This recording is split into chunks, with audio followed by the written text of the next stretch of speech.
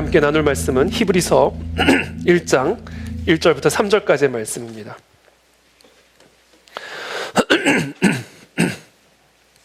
히브리서 1장 1절부터 3절까지 우리 짧은 말씀이니까요. 우리 한 목소리로 다 함께 봉독하겠습니다. 히브리서 1장 1절부터 3절까지 시작. 옛적의 선지자들을 통하여 여러 부분과 여러 모양으로 이 모든 날 마지막에는 아들을 통하여 우리에게 말씀하셨으니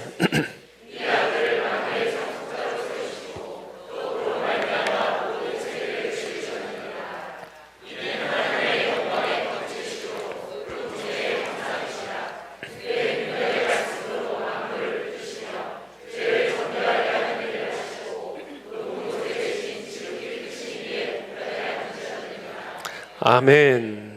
네, 오늘은 부활이란 무엇인가라는 주제를 가지고 하나님의 말씀 여러분과 함께 나누겠습니다. 사람이 어떤 행동을 할 때에는 그와 같은 행동을 하게 만드는 동력이 있습니다. 그 동력이 바로 감정이다라고 제가 몇 주 전에 함께 말씀을 나눴습니다. 이 인간의 감정은 인간의 모든 행동의 원천입니다.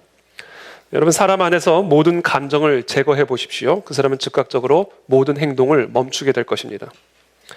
그것이 좋은 감정이든 싫은 감정이든 사랑하는 감정이든 미워하는 감정이든 이와 같은 감정들이 우리의 모든 행위의 원천이 되는 것입니다. 그래서 이와 같은 감정들 가운데 가장 강력한 감정이 있는데 그것은 바로 마음의 소원이라고 하는 감정입니다. 이 마음의 소원은 우리로 하여금 아침 일찍부터 일어나 밤 늦게까지 행동하게 만드는 것이고, 또 어떤 수고와 희생도 마다하지 않게 만드는 모든 행위의 원천이 됩니다. 인간을 이런 메커니즘으로 행동하게 만드신 분은 바로 하나님이시죠. 인간을 창조하신 하나님이십니다.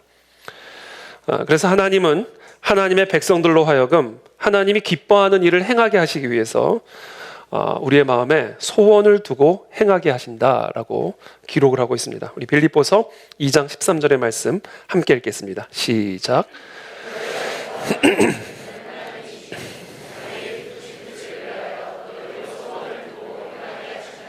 네, 여러분, 우리 마음에 소원이 있듯이 하나님의 마음에도 소원이 있습니다.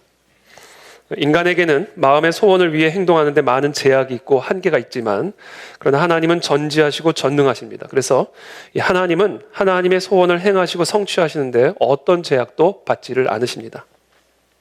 내 입에서 나가는 말도 헛되이 내게로 돌아오지 아니하고 나의 뜻을 이루며 나의 명하여 보낸 일에 형통하리라.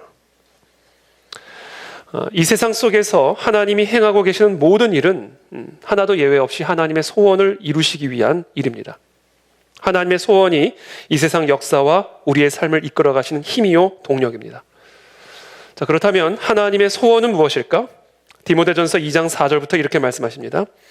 하나님은 모든 사람이 구원을 받으며 진리를 아는 데 이르기를 원하시느니라. 이게 바로 하나님의 마음에 있는 소원이고, 바로 이 소원이 하나님으로 하여금 행동하게 하시는 모든 일의 동력입니다. 하나님은 모든 사람들이 하나님의 심판으로부터 구원을 받기를 소망하십니다. 그런데 그 구원을 받기 위해서 모든 사람들이 반드시 알아야 하는 진리가 있다라고 말씀하십니다. 그래서 하나님은 이 땅의 모든 사람들이 바로 이 구원에 이르게 하는 진리를 알기를 원하십니다. 그것이 하나님의 소원입니다. 그리고 그것이 우리 모두의 소원이 되어야 할 줄로 믿습니다. 자, 이와 같은 하나님의 마음 안에 있는 이 소원은 하나님으로 하여금 아주 구체적인 행동을 취하게 만들었습니다. 하나님의 마음 안에 있는 강렬한 이 소원이 하나님으로 하여금 특정한 행동을 취하게 만들었는데, 그 행동이 무엇인가? 하나님과 사람 사이에 중보자를 세우시는 일이었습니다. 디모데전서 2장 4절부터의 말씀입니다. 하나님은 모든 사람이 구원을 받으며 진리를 아는 데 이르기를 원하시느니라. 하나님은 한 분이시요 또 하나님과 사람 사이에 중보자도 한 분이시니 곧 사람이신 그리스도 예수라. 이 중보자는 누구신가? 오직 한 분, 사람으로 오신 하나님의 본체 예수 그리스도이십니다. 결국 하나님께서 모든 사람들을 구원하기 위해 모든 사람이 알기 원하시는 진리는 바로 우리의 유일한 중보자 예수 그리스도에 관한 진리인 것입니다. 그렇다면 예수 그리스도는 누구신가? 그리스도라는 말은 기름 부음을 받은 자라는 뜻입니다. 예수 그리스도는 기름 부음을 받은 우리의 중보자이십니다. 구약 시대에 하나님의 기름 부음을 받았던 직분은 크게 세 가지였습니다. 선지자, 제사장, 그리고 왕입니다. 그러므로 그리스도께서 기름 부음 받은 중보자다라는 말씀은 바로 이 세 가지 직분의 사명을 감당하기 위해 하나님의 보내심을 받은 기름 부음 받은 예수다라는 의미입니다. 그러므로 우리를 구원에 이르게 하는 진리는 바로 예수 그리스도께서 행하신 이 세 가지 직분에 관한 진리입니다. 그리고 이 진리를 모든 사람들로 하여금 알게 하는 것이 바로 하나님의 마음의 중심에 불붙어 있는 소원입니다. 저는 오늘 이 진리를 여러분들과 나누기를 원하고, 또 이 진리를 오늘 이 교회 바깥에 이 강남 일대에 수많은 사람들에게 증언하는 저와 여러분들이 되시기를 예수 그리스도의 이름으로 축복합니다. 첫 번째, 예수 그리스도께서 기름 부음 받은 직분은 무엇인가? 바로 선지자의 직분입니다. 구약에서 선지자는 하나님과 이스라엘 백성들 사이에 서서 하나님의 말씀을 이스라엘 백성들에게 전달하는 대언자, 메신저의 사명을 감당하는 사람이었습니다. 예를 들어 예레미야 선지자, 여호와께서 내게 이르시되 너는 아이라 말하지 말고 내가 너를 누구에게 보내든지 너는 가며 내가 네게 무엇을 명령하든지 너는 말할지니라. 바로 이 사명을 받은 사람이 선지자입니다. 자, 우리에게 왜 이와 같은 선지자들이 필요할까요? 왜 이스라엘 백성들에게 이와 같은 선지자가 필요했을까요? 바로 인간의 무지함 때문입니다. 어떤 무지함일까요? 시편 53편에서 이 땅의 모든 인간들이 갖고 있는 이 무지함에 대해서 말씀하십니다. 어리석은 자는 그의 마음에 이르기를 하나님이 없다 하도다.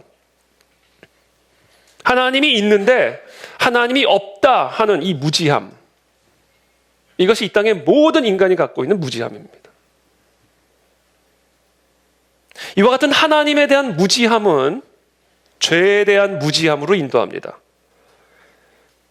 어리석은 자는 그의 마음에 이르기를 하나님이 없다 하도다. 그들은 부패하며 가증한 악을 행하며 선을 행하는 자가 없도다. 하나님이 하늘에서 인생을 굽어 살피사 지각이 있는 자와 하나님을 찾는 자가 있는가 보려 하신즉 각기 물러가 함께 더러운 자가 되고 선을 행하는 자 없으니 한 사람도 없도다. 죄악을 행하는 자들은 무지하냐?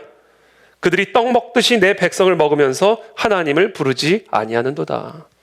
이 땅에 있는 모든 인간들은 한결같이 하나님이 있는데 없다라는 이 하나님에 대한 무지함을 갖고 있고, 이 하나님에 대한 무지함은 죄에 대한 무지함으로 인도하고, 이 죄에 대한 무지함은 죄의 싹스에 대한 무지함으로 인도합니다. 이것이 이 땅의 모든 인간이 갖고 있는 무지함입니다. 하나님에 대한 무지함, 죄에 대한 무지함, 하나님의 진노와 심판에 대한 무지함. 모든 인간은 가장 먼저 바로 이 세 가지 무지함으로부터 깨어나야 됩니다. 그것을 위해서 하나님으로부터 보냄을 받은 선지자가 바로 예수 그리스도이십니다. 저는 오늘 저와 여러분들이 오늘 이 시간 강남 땅에 나아가서 무엇을 선포하고 무슨 말씀을 대언해야 하는가?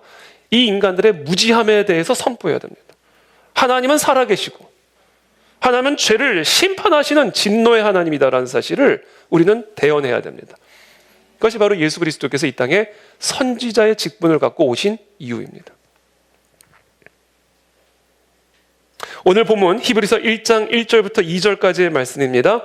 우리 함께 봉독하겠습니다. 시작.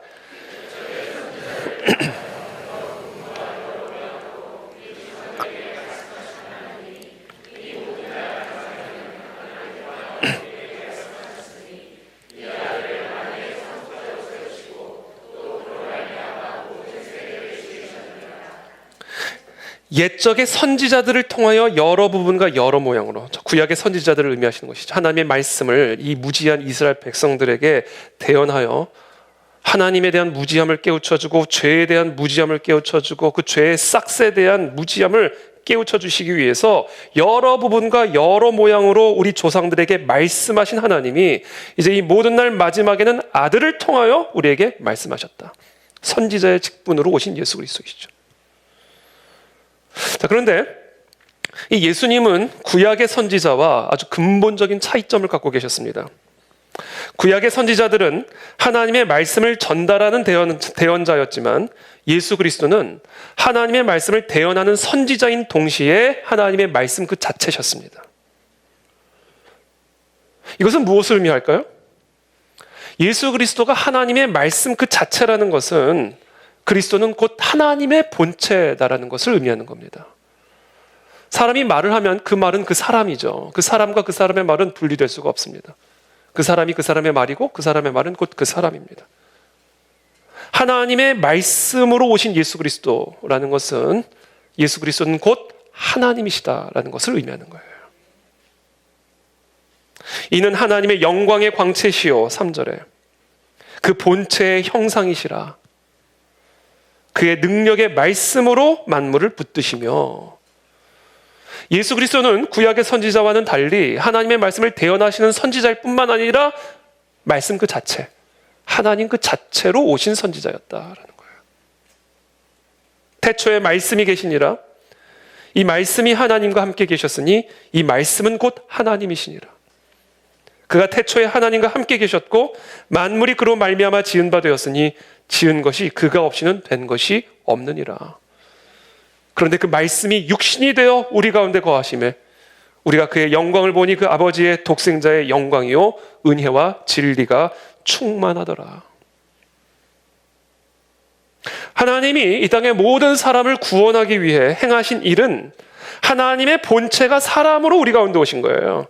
하나님으로 하여금 이와 같은 행동을 하게 만든 것은 하나예요. 우리를 구원하고자 하는 그 하나님의 마음의 소원이 중심에 불붙어 있기 때문입니다. 그래서 우리 모두를 구원하기 위해서 하나님이 인간의 모습으로 이 땅 가운데 들어오신 겁니다. 그분이 선지자 예수 그리스도세요.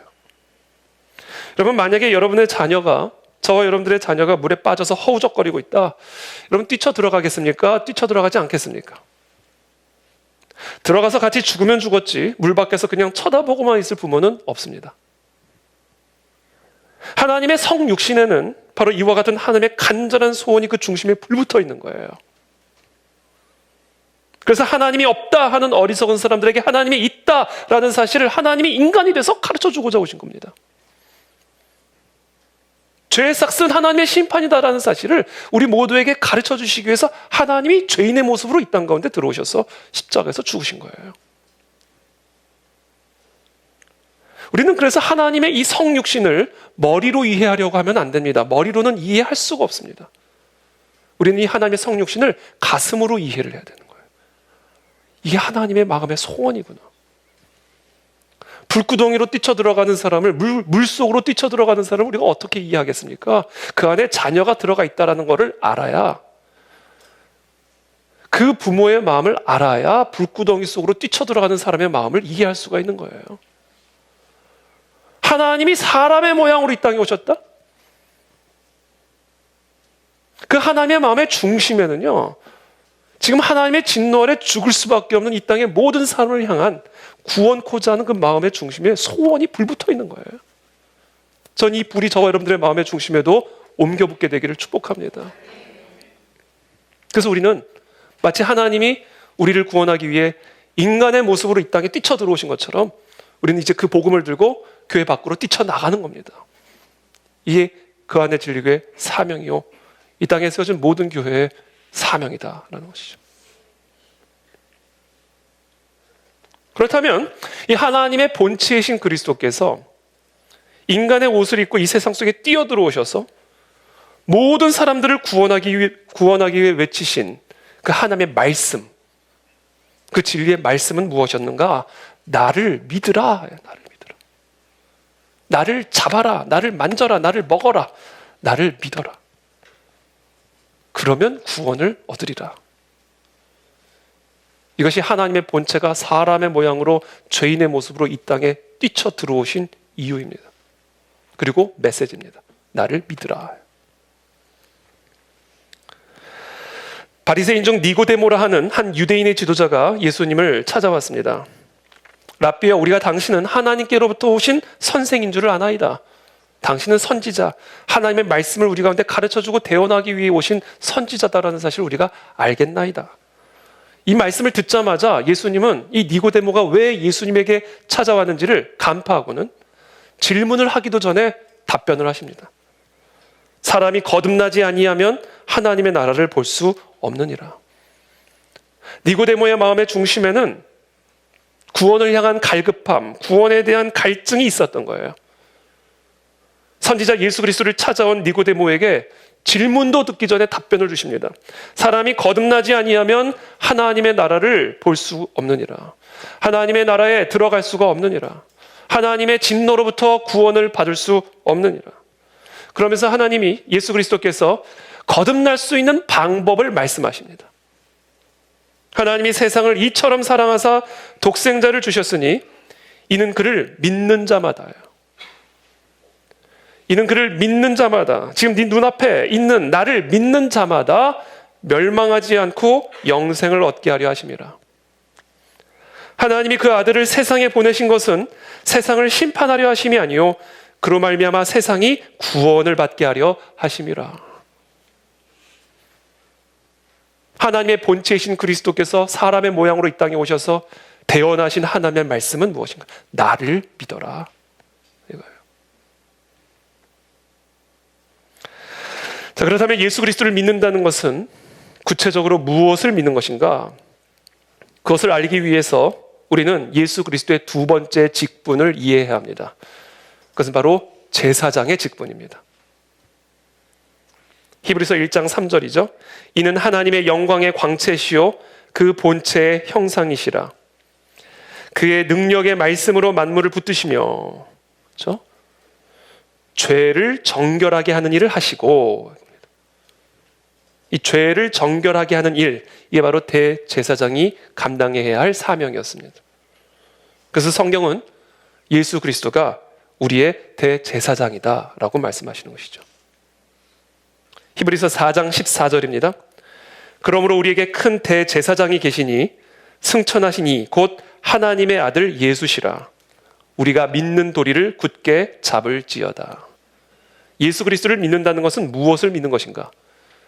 그것은 바로 우리의 예수 그리스도가 하나님의 보냄을 받은 대제사장이다라는 사실을 믿는 겁니다. 우리가 예수 그리스도를 믿는다는 것은 예수 그리스도가 우리의 죄를 정결하게 하는 대제사장이라는 사실을 믿는 거예요. 그리고 이 말이 정확히 무슨 뜻인지를 알기 위해서는 이 구약의 대제사장이 무슨 일을 했는지를 더 정확하게 이해하셔야 됩니다. 히브리서 5장 1절의 말씀입니다. 대제사장마다 사람 가운데서 택한 자이므로 하나님께 속한 일에 사람을 위하여 예물과 속죄하는 제사를 드리게 하나니. 대제사장은 사람의 구원을 위한 하나님의 일을 위해서 하나님의 택함을 받은 사람입니다. 자, 그렇다면 사람의 구원을 위한 하나님의 일은 구체적으로 무엇인가? 예물과 속죄하는 제사를 드리는 일입니다. 그렇다면 예물과 속죄하는 제사란 무엇인가? 성경은 피 흘림이 없으면 죄 사함도 없다라고 분명하게 못 받고 있습니다. 이 말씀은 죄인이 죄 사함을 받기 위해서는 죄를 지은 그 죄인이 피를 흘리는 것 외에는 다른 방법이 없음을 의미하는 겁니다. 그러나 사실상 이것은 죄 사함이라기보다는 죄에 대한 심판이죠. 내 죄를 사함받기 위해서는 내가 피를 흘려야 한다면 그것은 죄에 대한 심판이죠. 죄에 대한 심판, 죄인에 대한 심판을 통해서만 그 죄인은 죄 사함을 받을 수가 있게 되는 거예요. 그래서 이와 같은 죄 사함의 방식은 인간의 죄로 말미암은 하나님의 진노를 누그러뜨리는 데는 도움이 될지 모르지만 죄인된 우리들에게는 아무런 유익이 없습니다. 그리고 그와 같은 죄 사함의 방식은 모든 사람을 하나님의 심판으로부터 구원받기를 원하시는 하나님의 소원과도 배치됩니다.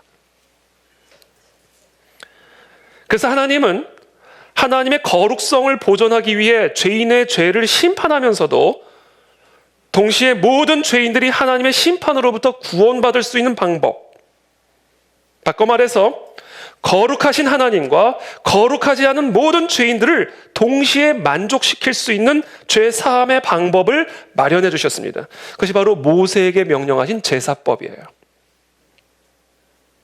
레위기 1장 1절부터 4절까지의 말씀입니다. 여호와께서 회막에서 모세를 부르시고 그에게 말씀하여 이르시되 이스라엘 자손에게 말하여 이르라. 너희 중에 누구든지 여호와께 예물을 드리려거든 가축 중에서 소나 양으로 예물을 드릴지니라. 그 예물이 소의 번제이면 흠없는 수컷으로 회막문에서 여호와 앞에 기쁘게 받으시도록 드릴지니라. 그는 번제물의 머리에 안수할지니 그를 위하여 기쁘게 받으심이 되어 그를 위하여 속죄가 될 것이라. 지금 이 레위기를 통해 우리에게 계시된 제사법의 핵심적인 요소 두 가지는 바로 예물과 속죄입니다. 예물의 머리에 안수하는 행위는 이스라엘 백성들의 모든 죄를 이 예물로 바쳐진 짐승에게 전가시킨다라는 의미입니다. 그리고 그 짐승을 죽여 피를 흘리게 함으로써 이 짐승이 전가받은 모든 이스라엘 백성들의 죄의 값을 대신 지불하게 하는 방식입니다. 우리는 그것을 속죄라고 이야기를 합니다. 속죄는 값을 지불한다라는 의미예요. 빚을 청산한다라는 의미입니다. 우리의 모든 죄를 전가받은 이 예물로 하여금 우리를 대신하여 피를 흘리게 함으로써 하나님은 우리의 모든 죄를 속죄하게 하신 것입니다. 그렇게 함으로써 하나님이 갖고 계셨던 심판의 필요성과 죄인이 갖고 있었던 구원의 필요성을 동시에 만족시켜 주신 것입니다. 이 모든 일을 집행하던 사람이 바로 대제사장이었습니다. 하나님께서 예수 그리스도를 우리 가운데 보내신 것은 바로 이와 같은 대제사장의 직분을 감당하게 하시기 위함입니다. 그런데 이 대제사장의 직분도 마찬가지로 구약의 제사장 사이, 구약의 제사장 직분과 예수 그리스도의 제사장 직분에는 아주 본질적인 차이가 있었습니다. 구약의 제사장은 동물을 제물로 삼아 이스라엘 백성들의 죄를 속죄했지만 예수 그리스도는 자기 자신을 제물로 삼아 모든 인류의 죄를 속죄하셨다라는 사실입니다. 예수 그리스도는 우리의 모든 죄를 대속하기 위해 오신 제사장인 동시에 제물이셨습니다. 이튿날 요한이 예수께서 자기에게 나아오심을 보고 이르되 보라 세상 죄를 지고 가는 하나님의 어린 양이로다. 그는 우리 죄를 위한 화목 제물이니 우리만 위할 뿐 아니요 온 세상의 죄를 위하심이라. 예수 그리스도는 우리의 모든 죄를 대속하시기 위해 오신 대제사장이었지만 동시에 우리의 모든 죄를 전가받아 우리를 대신하여 피를 흘리시는 제물로 오셨다라는 겁니다. 동물의 피가 어떻게 인간의 죄를 씻어낼 수가 있겠습니까? 속죄라는 것은 값을 지불하는 거예요. 어떻게 동물의 피가 인간의 죄의 값을 지불할 수가 있겠습니까? 동물이. 교환 가치가 어느 정도 맞아야 값을 지불하는 것이죠. 어떻게 양의 피가 사람의 죄를 지불할 수가 있겠어요? 사람의 죄값을. 마찬가지입니다. 어떻게 죄인의 피가 또 다른 죄인의 죄의 값을 지불할 수가 있겠습니까? 그 죄인의 피는 그 사람의 죄값을 지불하는 것으로 끝나는 것이지 그 사람의 피가 다른 사람의 죄값을 지불해 줄 수는 없는 겁니다. 그래서 이 죄인의 죄를 속죄하기 위해서는 두 가지 조건을 충족하고 있는 제물이 와야 됩니다. 그 제물은 반드시 인간이어야 되고 왜? 인간의 죄를 속죄해야 하니까. 그러나 동시에 죄가 없는 인간이 되어야 됩니다. 그 조건을 충족시킬 수 있는 분은 이 땅에 오직 한 분, 육신을 입고 사람의 모양으로 이 땅에 오신 예수 그리스도 한 분 외에는 없는 것입니다. 하나님이 죄를 알지도 못하신 이를 우리를 대신하여 죄로 삼으신 것은 우리로 하여금 그 안에서 하나님의 의가 되게 하려 하심이라. 그래서 예수 그리스도는 우리의 죄를 정결하게 하기 위한 대제사장으로 오셨을 뿐 아니라 그 대제사장이 우리의 모든 죄를 전가시켜 피를 흘리게 하는 제물 자체로 오셨다. 이와 같은 진리에 대해 무지한 이 땅의 수많은 백성들에게 이 놀라운 진리를 선포하고 증언해야 된다. 이게 하나님의 마음의 중심에 불붙어 있는 소원입니다. 그것 때문에 사람의 모양으로 이 땅에 뛰어들어오셨으니 우리는 이제 그 복음 들고 저 교회 밖으로 뛰쳐나가는 그리스도의 몸된 교회가 되어야 될 줄로 믿습니다. 여기서 우리가 반드시 알아야 할 사실이 하나 더 있습니다. 예수 그리스도께서 우리의 죄를 대속하기 위해서 십자가에서 죽으시는 바로 그 순간, 하나님의 아들이, 하나님의 본체가 우리의 죄를 대속하기 위해서 십자가에 못 박히는 바로 그 순간 우리의 모든 죄가 속죄함을 받게 되었을 뿐 아니라 바로 그 순간 놀라운 우주적인 변화가 일어나게 됐습니다. 그것은 바로 그리스도께서 십자가에서 죽임을 당하는 그 순간 사단 마귀를 이기셨다라는 사실이에요. 우리 주님은 이 십자가의 제사를 통해서 우리의 죄를 대속해 주셨을 뿐 아니라 동시에 사단 마귀를 이기셨습니다. 우리의 죄를 대속해 주시는 이 십자가 제사가 이 사단 마귀를 멸하시는 승리의 제사였던 거예요. 그리스도께서 우리의 죄값을 지불하기 위해 십자가에 매달려 죽임을 당하는 바로 그 순간 이 세상에 임금 노릇하고 있던 사단 마귀는 비참하게 패배당했습니다. 그래서 우리 모두는 이 십자가 앞에서 우는 것이 아니라 십자가 앞에서 기뻐해야 하는 것이요, 우리는 십자가를 슬퍼하는 것이 아니라 십자가를 노래해야 되는 것입니다. 왜냐하면 그리스도께서 우리의 죄를 대속하기 위해 매달린 십자가는 사단 마귀의 권세를 이기는 승리의 제사였기 때문에 그렇습니다. 요한일서 3장 8절은 이렇게 말합니다. 죄를 짓는 자는 마귀에게 속하나니, 우리가 죄를 짓는 순간 우리가 죄인이라는 사실은 마귀에게 속한 자라는 의미예요. 죄와 마귀는 같은 겁니다. 창세기 3장이 그것을 우리에게 말하죠. 죄로 들어간 죄인은 마귀에게 들어간 자들이에요. 그래서 이 죄로부터 해방을 받은 자는 마귀로부터 해방을 당한 것입니다. 그래서 예수 그리스도께서 우리의 죄값을 대신 지불하기 위해서 십자가에 매달리시는 그 순간, 우리의 죄값을 지불하시는 그 순간 마귀로부터 해방된 겁니다. 사단 마귀를 이기신 거예요.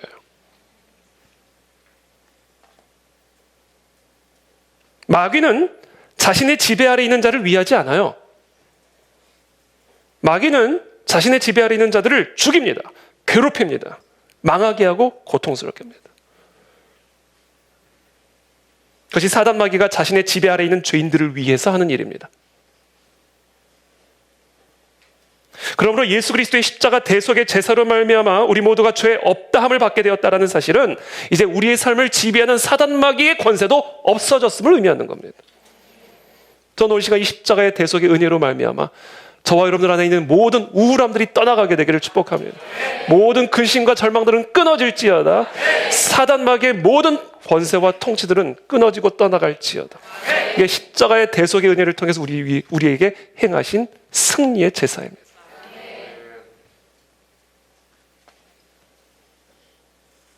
그러므로 우리의 죄값을 지불해 주신 십자가 대속의 사역과 이 마귀를 멸하신 사역은 하나의 사역인 거예요. 그래서 우리의 보혈의 피, 그리스도의 보혈의 피에는 우리의 죄를 대속하시는 죄 사함의 권세가 있을 뿐 아니라 우리를 지배하는 사단 마귀를 이기는 권세가 있는 것입니다. 그리고 그와 같은 승리를 입증해 주신 사건이 부활이에요. 그리스도의 부활은 그리스도께서 십자가에서 행하신 일의 열매입니다. 우리의 모든 죄를 대속하시고 사단 마귀를 이기신 이 모든 일은 십자가에서 이루어진 거예요. 다 이루었다. 십자가에서 다 이루신 겁니다. 그 십자가에서 행하신 일이 비참한 죽음이 아니라 우리의 죄를 대속하시고 사단 마귀를 이기신 사건이라는 사실을 우리 모두에게 입증한 것이 부활이에요. 이 보혈의 피에 어떠한 능력과 권세가 있는지를 우리 모두에게 역사 속에서 입증하신 사건이 부활입니다. 그러므로 저와 여러분들은 오늘 이 예수 그리스도의 보혈의 피로 이 강남 땅을 덮으시길 축복합니다. 죽어있는 모든 것들마다 살아날지어다. 흑암의 권세들은 떠나갈지어다. 하나님의 나라와 통치가 이 나라 이 민족 가운데 충만하게 하여 주옵소서.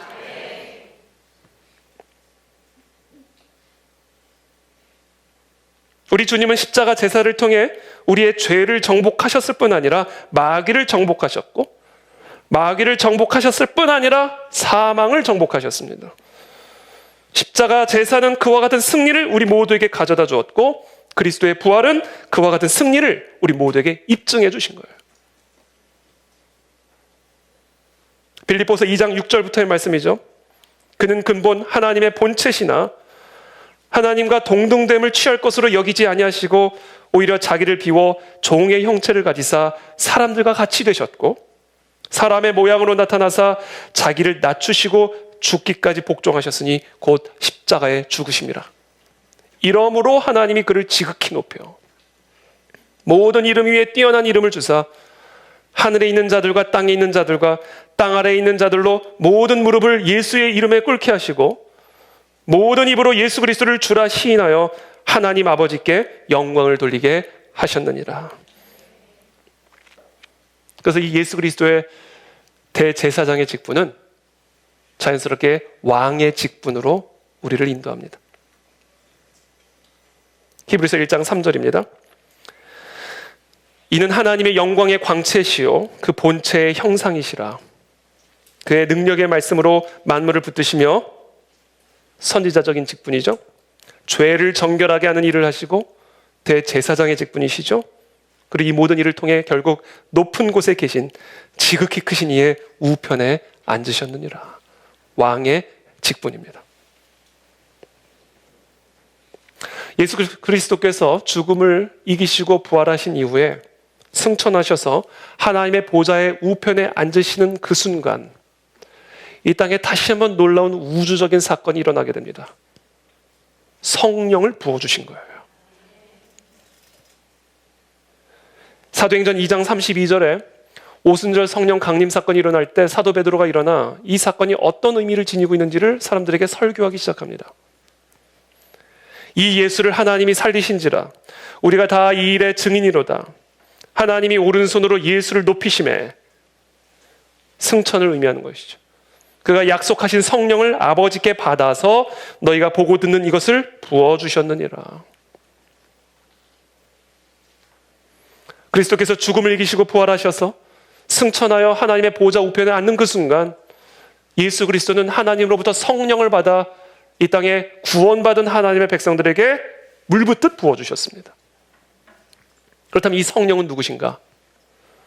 로마서 8장 11절에서 이렇게 말씀하십니다.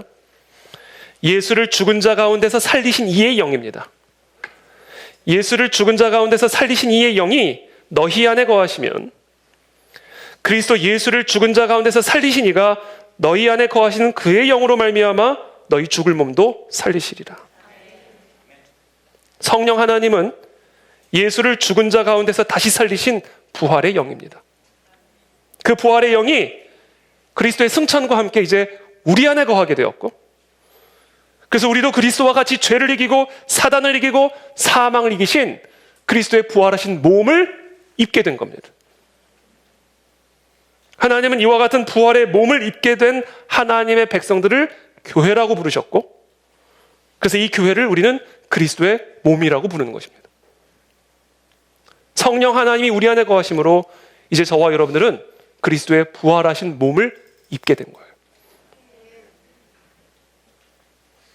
그러므로 부활하신 그리스도의 몸인 교회에는 이 땅에서 감당해야 할 남아있는 그리스도의 사명이 있는 것입니다. 그러므로 그리스도의 몸인 교회는 그리스도께서 이 땅에서 행하셨던 이 세 가지 직분을 이어받아 그리스도께서 다시 오시는 그날까지 그 직분을 감당하는 그리스도의 몸이 되어야 됩니다. 그리스도의 몸인 이 교회에는 하나님의 마음에 불붙어 있는 그 하나님의 소원이, 하나님의 본체를 사람의 몸으로 이 땅에 보내신 그 하나님의 소원이 동일하게 이 그리스도의 몸에 불붙어 있어야 됩니다. 그것을 위해 우리는 예수 그리스도의 복음을 증언하는 이 무지한 백성들을 깨우치는 선지자의 사명을 감당하는 교회가 되어야 하는 것이고, 또한 그리스도의 몸인 교회는 대제사장의 사명을 감당하는 교회가 되어야 됩니다. 이 세상의 모든 죄를 사하시기 위해서 제물로 오신 그 그리스도, 우리는 이 하나님과 이 땅의 백성 사이에 그와 같은 중보자로 서서 이 땅의 모든 죄를 예수 그리스도에게 전가시키고 죄의 사함을 얻는 나라가 되고 죄의 사함을 얻는 이 민족이 될 수 있도록 중보자로 서야 됩니다. 동시에 우리는 우리의 몸을 하나님이 기뻐하시는 산 제물로 드리는 제사장이 되어야 됩니다. 하나님이 기뻐하시는 산 제물로 우리의 몸을 드린다는 것은 하나님의 뜻에 순종하는 삶을 의미하는 것입니다. 너희는 그리스도의 마음을 본받으라.